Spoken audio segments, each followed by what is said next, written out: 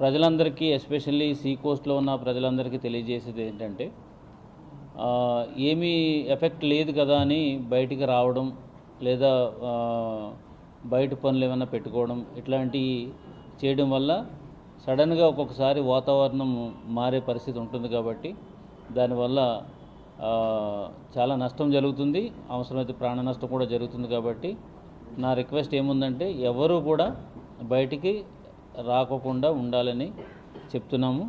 అదేవిధంగా మనకి ఆఫీసర్స్ అందరూ కూడా ప్రతి విలేజ్లోనూ ప్రతి మండల్లోనూ ఆఫీసర్స్ అందరూ కూడా డిప్లాయ్ చేయడం జరిగింది. అక్కడ కొంతమంది ప్రతి మండలానికి కూడా ఒక స్పెషల్ ఆఫీసర్ని జిల్లా స్థాయి అధికారిని ఒక స్పెషల్ ఆఫీసర్గా పెట్టడం జరిగింది.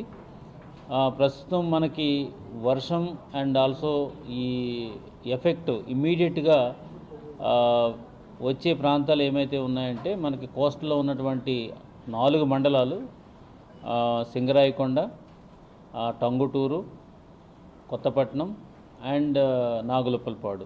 ఈ మండలాల్లో ఇమ్మీడియట్గా మనకి దీని ప్రభావము అధికంగా ఉంటుంది.